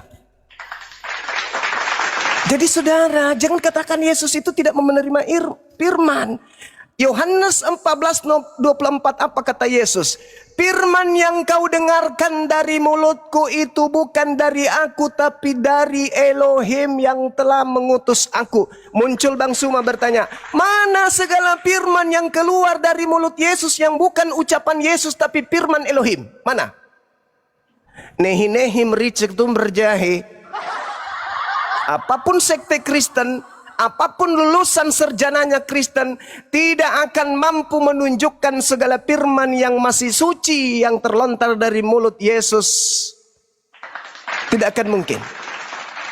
Malah yang mereka terima revisi, revisi, revisi. 50 tahun kemudian, anak-anak yang baru lahir tidak akan menemukan lagi Injil Bible yang ada hari ini. 50 tahun berikutnya tidak akan menerima lagi Bible baru, Bible yang ada pada tahun itu. Yang mereka terima adalah revisian. Tidak menutup kemungkinan babi haram di 200 tahun ke depan menjadi kodok haram. Kalau mereka benci kepada biawak, biawak yang jadinya penggantian. Biawak haram bagimu, jangan kau makan biawak. Padahal jangan. Kenapa bisa demikian? Karena tidak menjaga kesucian firman yang Yesus terima dari Sang Pencipta langit dan bumi. Itulah derita Kristen selama ini. Hanya remah-remah yang mereka dengarkan. Setelah ajaran Musa, ajaran Daud, mereka masukkan pengajaran-pengajaran sesat yang membinasakan di dalamnya. Ini terakhir, 1 menit paling lama. Dengarkan baik-baik. Konon wartawan buku Yohanes menuliskan, apa kata penelitian daripada Yohanes ini, penulis buku Yohanes ini, sama dengan apa yang dituliskan dalam kitab Matius. Ketika Yohanes menceritakan, Yesus konon berkata, orang-orang banyak ini yang tidak memahami, yang tidak mengerti, yang tidak mengenal hukum Taurat, terkutuklah mereka. Di dalam Matius 5, Yesus malah lebih berat lagi mengatakan, barang siapa yang meniadakan Taurat, meskipun yang paling terkecil, lalu mengajarkan kepada orang lain, maka dia akan menempati tempat terhina di kerajaan langit alias neraka. Pertanyaannya, apakah agama Kristen ini meniadakan Taurat meskipun yang paling terkecil? Jawabannya, Bang Suma, kalau saya baca Efesus 2 nomor 15 nih, jangankan yang paling terkecil, seluruh isi Taurat dihapuskan oleh agama Kristen. Berdasarkan Efesus 2:15. Dengan matinya Yesus Kristus, Yesus Kristus telah membatalkan hukum Taurat beserta segala aturan-aturan, perintah-perintah di dalamnya. Alamak. Siapa kemudian yang memasukkan ajaran baru? Kristen. Masuk ke dalam pengajaran nabi-nabi. Makanya agama Kristen itu tidak bisa berkembang, tidak bisa hidup di tanah kelahiran para nabi. Kenapa?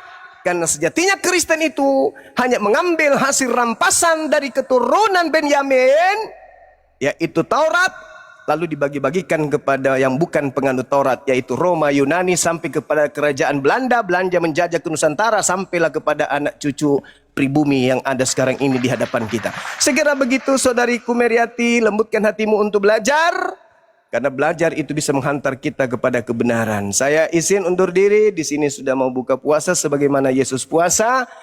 Mudah-mudahan apa yang saya sampaikan bisa menjadi pelajaran khususnya kepada saya dan kepada anak-anak saya di bawah, umat Islam yang ada di YouTube. Masya Allah, barakallah. Terima kasih sudah menyertai kami di sini.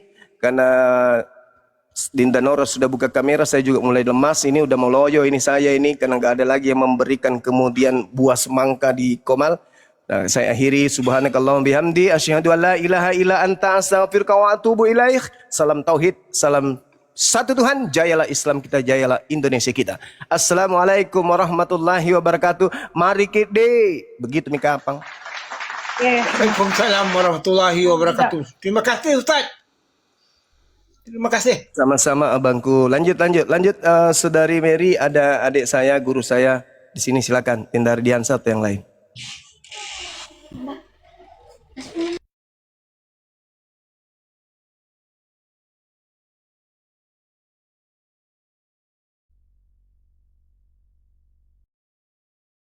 Ya, dilanjut. Bunda Mary dilanjut, Bunda. Bang Ardi, monitor Bang Ardi.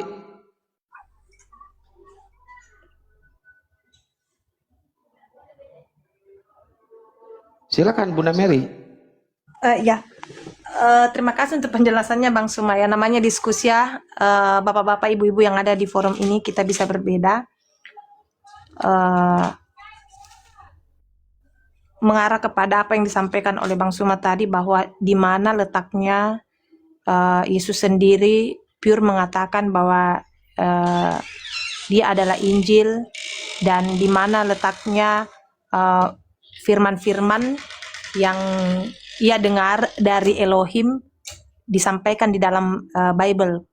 Itu yang saya sempat tangkap tadi dari apa yang disampaikan oleh Bang Suma. Jadi memang kalau melihat tulisan-tulisan sendiri dalam kitab Injil, Matius, Markus, Lukas, Yohanes, Injil sinoptik itu sendiri, di situ memang lebih banyak disampaikan oleh para penulisnya. Karena itu tadi dalam pemahaman saya, Bapak Ibu, bahwa mereka sezaman dengan Tuhan Yesus, mereka melihat apa yang Tuhan Yesus lakukan, apa yang Tuhan Yesus perbuat, makanya mereka tulis dalam satu kitab.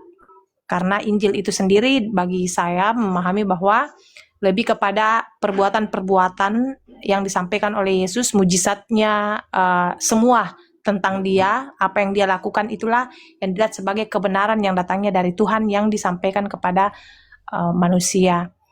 Yesus sendiri bagi pemahaman saudara-saudara Muslim sebagian disebut Nabi Isa. Jelas juga dalam beberapa kutipan dalam Al-Quran, Isa itu datang dengan dengan ciri khas yang berbeda, ya. Dia mengadakan mujizat-mujizat, membangkitkan orang mati, dan itu juga dipahami oleh saudara-saudara teman yang Muslim bahwa itulah ciri khas dari Nabi Isa. Nah, mujizat-mujizat itulah yang dilakukan, apa yang dia lakukan, ciri khasnya itulah yang dilihat oleh para orang-orang yang hidup sesamanya sebagai kebenaran, ya. Dia melihat bahwa tidak ada manusia yang bisa melakukan membangkitkan orang mati, ya. Bahkan juga saya pernah baca satu hadis tapi saya lupa. Rasulullah sendiri mengatakan bahwa nafas hidupku itu berasal dari putra Maryam. Tapi nanti saya coba cari lagi. Enggak ada itu di mana itu.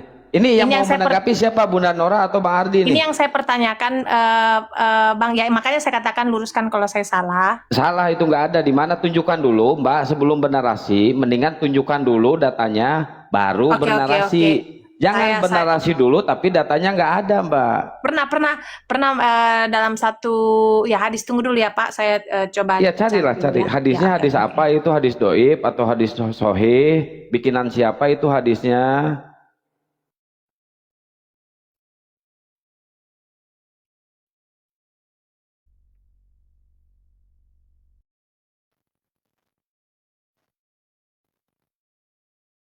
Gitu Mbak, mending cari dulu, nah baru tuh bernarasi. Jangan bernarasi dulu terus mencari. Aduh, gimana Mbak ini? Ini Bunda Nora, Bang Ardi kemana ini?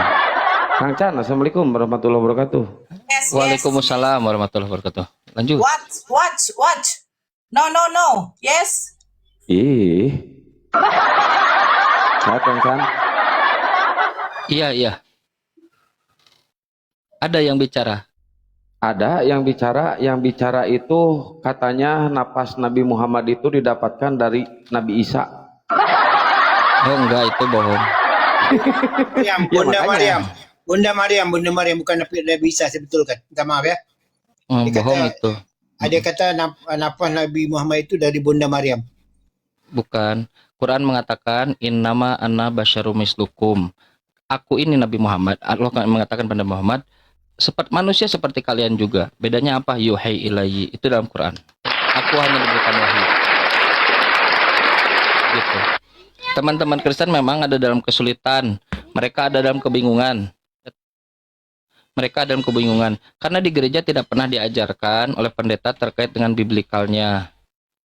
Tidak pernah diajarkan oleh gereja bahwa di dalam bukunya itu, Ibu Mary, dengan penuh rasa hormat, bukumu itu ada jauh setelah Yesus terangkat ke langit. Jauh, Bu. Matius bukanlah Matius yang nulis. Markus bukanlah Markus yang nulis. Lukas bukanlah Lukas yang nulis. Yohanes bukanlah Yohanes yang nulis. Bukan, Bu. Jauh, Bu. Yesus terangkat ke langit, tahun 50-an baru Paulus menulis surat. Surat pertama Paulus itu surat ke Galatia.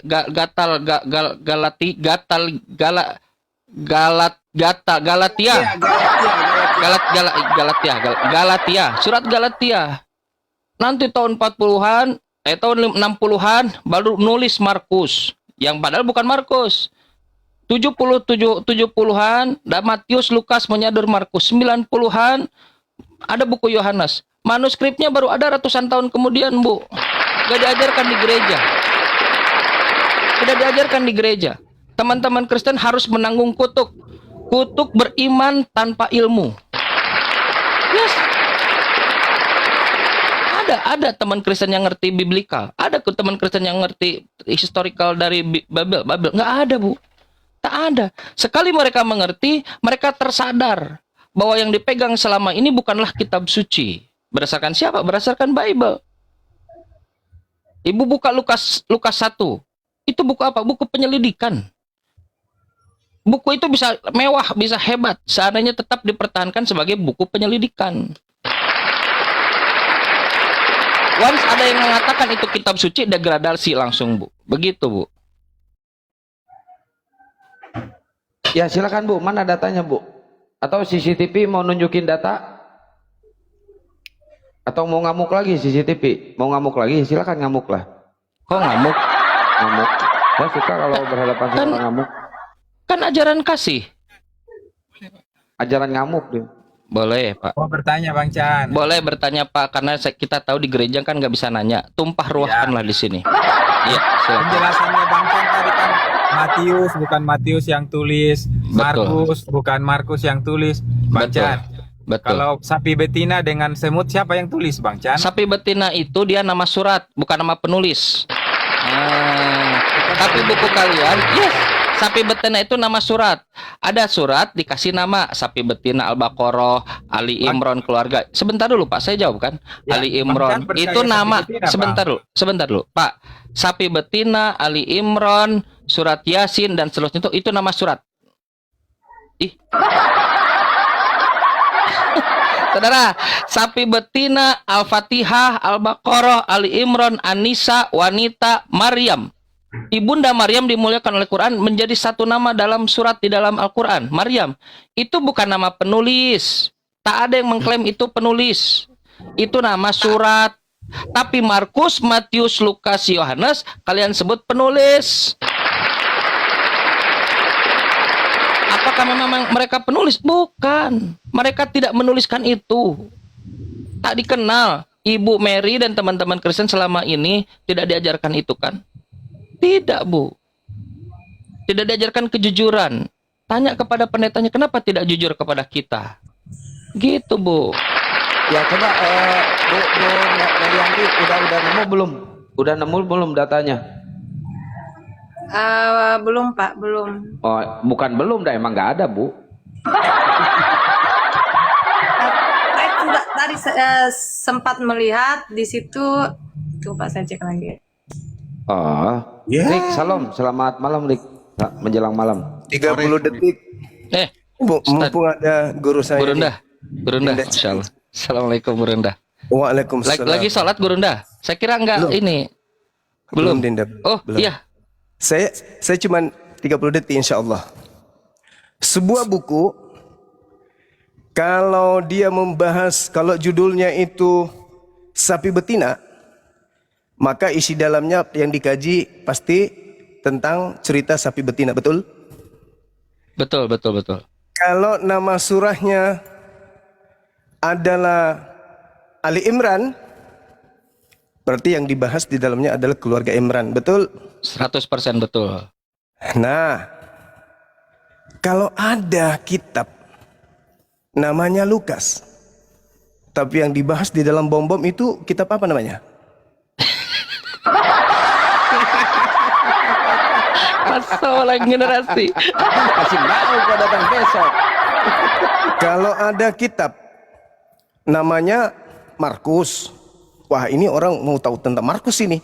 Begitu dibuka, yang dibahas Pak Bom Bom.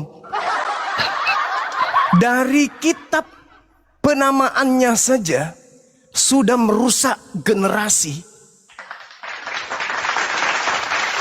Dari nama kitab saja sudah mencederai akal sehat. Dari nama kitab saja itu sudah merusak peradaban anak keturunan Adam. Apatah lagi janji-janjinya, mati langsung ke surga.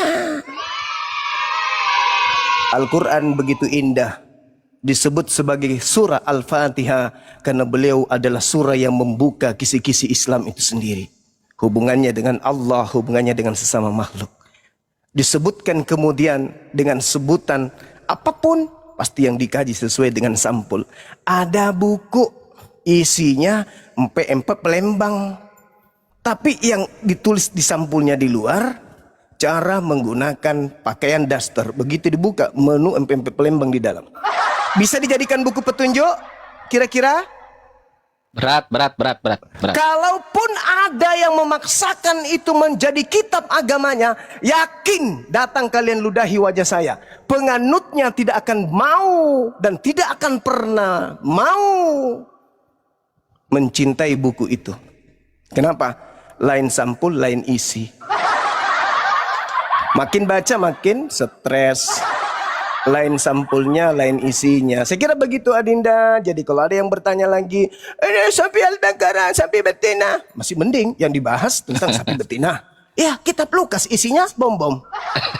Betul. Saya kira begitu. Jadi isi adalah isi itu dicerminkan oleh sampul. Sampul itu adalah sinopsis daripada isi. Kalau ada sampul tidak sesuai dengan isi, itu penipuan. Bapak Ibu sekalian sini 1003. Ini adalah celana yang paling baik. Tapi nggak usah dibuka nanti di rumah dibuka. Begitu dibuka ternyata isinya daster. Oke, terima kasih. Selamat berbuka puasa dari saya yang selalu merindukan umat-umat Islam untuk belajar lebih jauh. Assalamualaikum warahmatullahi wabarakatuh. Waalaikumsalam. Waalaikumsalam. Iya juga ya. Buku Markus isinya. Ini buku Lukas isinya. Begitu. Begitu Bu Mary. Ibu ini selama ini ibu tidak diajarkan itu. Mary. Begitu ya, teman-teman Kristen ya. Jelas ya, itu alasan saya kira kenapa di gereja nggak bisa bertanya. Referensinya aja bermasalah. Kalau barangnya saya nerima paket, isinya judulnya ini, pas dibongkar saya retur lah.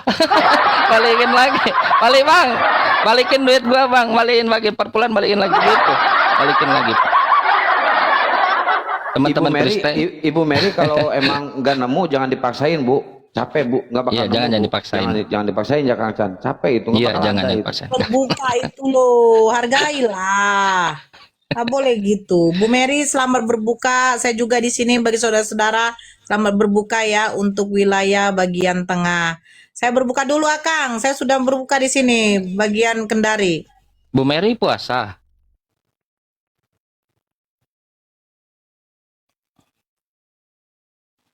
Oh iya, baguslah, alhamdulillah. Teman-teman Kristen, karena di rumah Muslim berarti progres kalian berpikir, alhamdulillah. Alhamdulillah, berpikir. Teman-teman Kabur, Bu Mary. kabur dia. Oh. Roh Kudusnya nggak mau kabur. Gurunda ini ya lagi persiapan buka ya. Sudah ini ya. Ya di milik saya pun sudah masuk berbuka puasa. Sambil saya mendengar saya berbuka. Iya Pak. Masya Allah. Iya, begitu teman-teman sekalian. Iya. Ini ada Bang Erik nih Kang Chan. Bang Erik belum mau puasa juga nih Bang Erik nih. Muslim, Pak Erik Muslim. Kristen. Dia waktu malam takbiran, ya kan Bang Erik? Allahu Akbar Allah. Nah dari situ syahadat. Oh, syahadat. Muslim atau Kristen Pak Erik? Kristen. Oh Kristen. Kasihannya masih Kristen ya. Diusir Ini Yesus. Bunda Mary juga kasihan kan nemu ayatnya. Iya. Sudah tadi saya sampaikan, tapi saya terlempar keluar. Iya, gimana Bu? Di situ ada dalam salah satu hadis Bukhari yang saya lihat tadi bahwa Rasulullah sendiri mengatakan baik di bumi maupun di akhirat dia adalah orang yang paling dekat dengan Nabi Isa putra Maryam. Nah, pertanyaan saya, ini kan antara jarak Nabi Isa dengan kehadiran Muhammad ini jauh sekali, Pak. Kenapa Nabi Muhammad dalam hadis Bukhari mengatakan bahwa dia adalah orang yang Semua nabi itu dekat, Bu. Aduh, jelasin aja Kang Chan langsung. Yang paling dekat, Bu. Jadi contoh jarak Yesus dengan Nabi Musa, contoh Bu, itu berapa? 3.500 tahun ya, kalau nggak salah. 2.000 tahun kalau nggak salah ya. Yesus dengan Nabi Muhammad. Jadi urutannya tuh Bu, setelah Nabi Yesus lalu Nabi Muhammad gitu. Jadi yang paling dekat dengan Nabi Yesus adalah Nabi Muhammad. Nabi para penutup. Nabi Yesus itu nabi sebelum Nabi Muhammad. Mal Masih ibnu Maryam illa Rasul, dan tidak lain Al-Masih anak Maria yang ibu tuhankan itu adalah hanyalah seorang rasul. Jangan aneh. Qad khalat min qablihir rusul. Sungguh sebelumnya pun sudah ada rasul-rasul. Nabi Yohanes Pembaptis, Yahya, Nabi Zakaria, Nabi Yakub, Nabi Musa. Nabi-nabi sudah ada, Bu. Mereka datang sebagai utusan, bukan Tuhan yang datang jadi manusia. Nah, wa ummuhu siddiqah, dan ibunya Nabi Isa itu orang yang benar, orang yang jujur, bukan Theotokos, bukan juga pezina seperti yang disebutkan oleh orang-orang Yahudi. Kami ini, Bu, Muslim. Tidak hanya kami ini dekat, tidak hanya Nabi kami yang dekat dengan. Itu terlalu Santai dulu, santai dulu. Loh, Bu Mary, santai dulu. jawabannya begini Bu Mary. Bu Mary, itu wajar salah Bu Mary, karena kan Muhammad Nabi buta huruf, begitu aja Bu Mary. Ya, ya udah. Bagaimana orang yang tidak pandai tulis dan bahasa bisa berbicara terkait astronomi, embriologi, geologi, seluruh ilmu logi semua ada di dalam Quran. Tidak mungkin. Kita bisa menemukan di seluruh perpustakaan di dunia, toko-toko buku di dunia, Quran dan sains, Quran dan sains, Quran dan sains. Memang begitu, Pak. Itu untuk membuktikan kalau Quran ini datang dari Tuhan semesta alam, tanzilum mir rabbil alamin. Nabi Muhammad tidak pernah melihat Torah, karena kalau melihat Torah, Nabi Muhammad akan mengatakan Tuhan langit bertiang. Nabi Muhammad tidak pernah melihat buku-buku kalian, karena kalau Nabi Muhammad melihat buku kalian, Nabi akan mengatakan ular makan debu. Tidak, Pak. Tanzilum mir rabbil alamin, turun dari Tuhan semesta alam. Makanya sampai kesesuaian sampai sekarang hingga hari ini, di tengah-tengah Bible yang penuh dengan kontradiksi, di tengah-tengah Bible dengan penuh dengan pornografi, di tengah-tengah Bible yang penuh dengan keasusilaan. Ibu baca Kejadian pasal 38 terkait bagaimana Yehuda bersunal dengan Tamar. Di tengah-tengah itu datanglah pembawa berita gembira, Bu. Datanglah Parakletos, the comforter yang akan memuliakan Yesus. Dialah yang dekat dengan Yesus, memuliakan Yesus.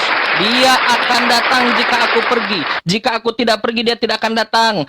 Yesus pergi. Kalau dia datang untuk menginsafkan dunia, dan dia akan memuliakan aku, kata Yesus. Memuliakan aku. Ibu buka, Bu, di dalam Quran nama Nabi Muhammad, nama Nabi Isa, Isa the Mesiho dalam bahasa Aramaik, Yesus Hamasya dalam bahasa Ibrani, kalian terjemahkan jadi Yesus Kristus. Di dalam bahasa Yunani disebutkan 500 kali lebih banyak dibanding Nabi Muhammad dalam Quran. Ini menunjukkan bahwa Quran ini bukan hawa nafsu Nabi Muhammad. Wa ma yantiqu anil hawa. Ini bukan hawa nafsu Nabi Muhammad. In huwa illa wahyu yuha. Tapi ini wahyu yang langsung dari Allah diturunkan. Nama Ibu Bunda Maria, Bu. Bunda Maria, ketika kalian menghinakan Bunda Maria, kalian hinakan Bunda Maria, kalian hinakan Yesus, Quran mempasang badan. Bunda Maria disebut dijadikan nama salah satu surat, Maryam. Yes. Ada surat kalian kan Lukas, Matius, Korintus, Tesalonika, kalian begitu kan? Gak ada. Dia akan memuliakan aku, kata Yesus. Nabi Muhammad yang paling dekat dengan Yesus, Bu. Dan umatnya kami ini Muslim ini yang paling dekat dengan Yesus. Yes. Saya tanya, Ibu mengutuk Yesus tidak, Bu? Sebagai Kristen. Tidaklah, Pak. Oh, Ibu. Bu, surat tadi, Bu, Galatia pasal 3 nomor 13. Kristus telah menebus kita dari kutuk hukum Taurat dengan jalan menjadi kutuk karena kita. Ibu setuju nggak? Yesus menjadi kutuk. Yes, Bu. Tidak. Itu ada dalam, ya betul. Ibu setuju Kristus menjadi kutuk? Tidak. Wah, ibu bidat, bu, bidat, ibu bidat, Beda. bu. Bidat, Kok beda? Kalau nggak setuju ibu bidat, bu. Tapi bagus sih. Bunda Maria. Bidat, bu, bidat, bu. Bunda Kalau Maria. nggak setuju, bu, Bunda bidat. Maria. Aduh, ibu Bunda gini Maria. gimana sih? Asyhadu an la ilaha asyhadu. Enggak. Bidat, bu. Kalau nggak setuju bidat, bu. Aduh, ibu Kristen bidat nih.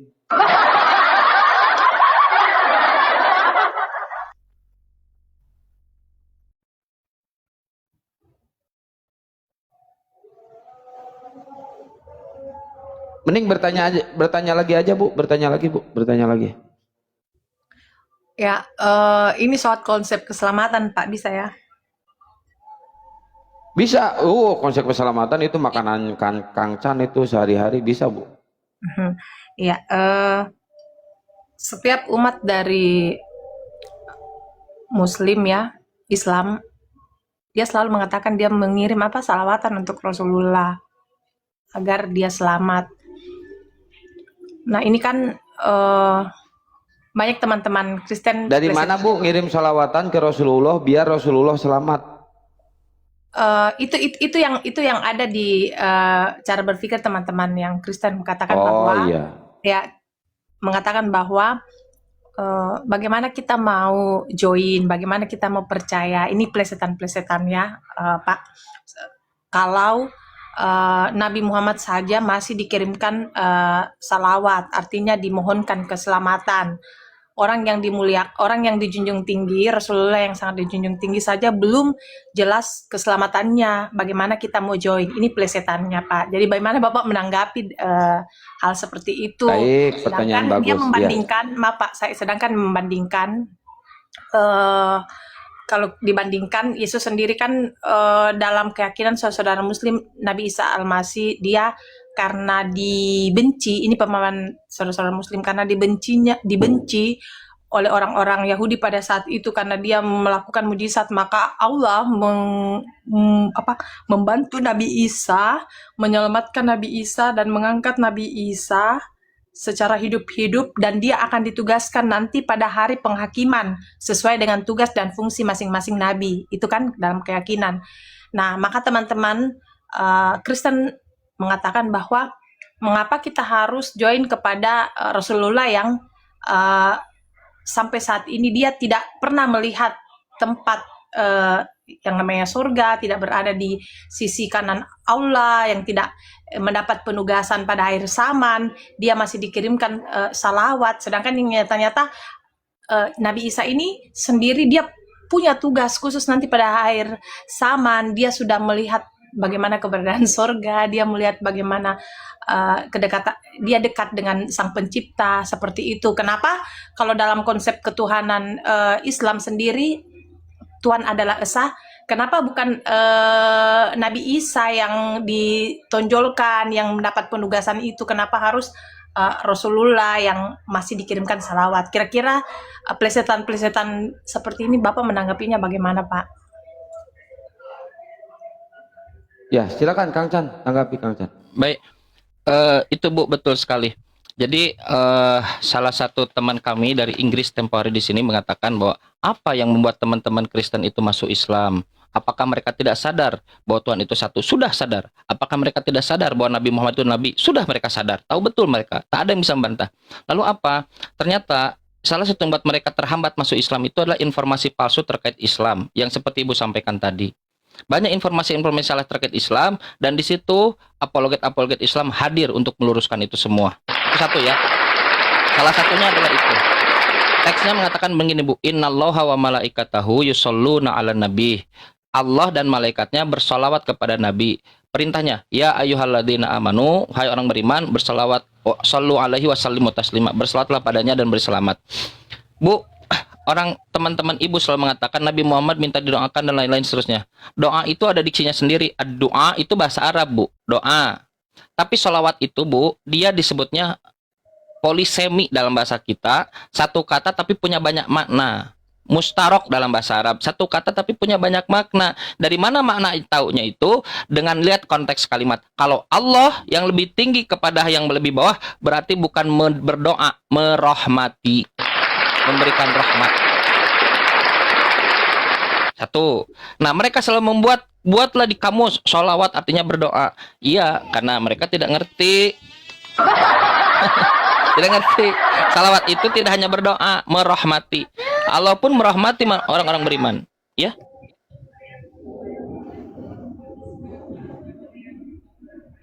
Oh, jadi ini pemaknaan kata yang salah ya Pak ya, karena memang jujur selalu saya lanjutkan. Iya, lanjut. Ya. Sampai lanjut Pak, saya tuh Bapak.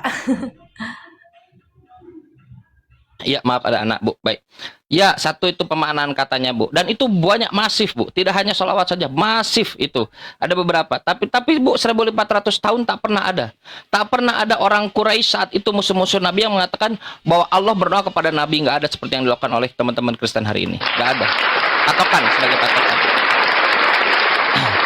Terus yang kedua, Bu, kalau kita mau jujur, lihat, Bu, di dalam Bible.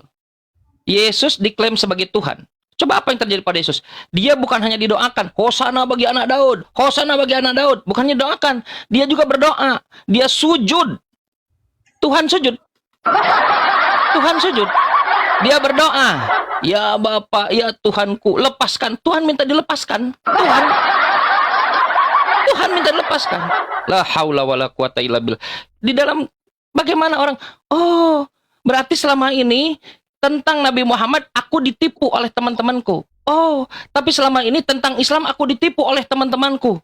Tega sekali mereka menipu aku karena mereka tidak mau kehilangan komunitasnya. Populasinya tidak mau turun, tapi nggak bisa. Nggak bisa karena keselamatan itu yang dihitung masing-masing. Ibu pandang anak ibu pandang keluarga ibu nanti di ujung tidak akan memandang teman-teman ibu. Ibu mau anaknya dikajarkan, nah, dulu Tuhan datang jadi manusia, pakai kolor, disalib. Kan enggak kan? La haula. The Bible mengatakan Tuhan tidak bisa mati. Bible mengatakan Tuhan tidak pernah berubah. Bible mengatakan Yesus tetap sama, bukan firman yang menjadi manusia. Yes, Bu, dalam Bible Ibu. Nah, Ibu terhalang untuk masuk Islam karena banyak informasi palsu terkait Islam.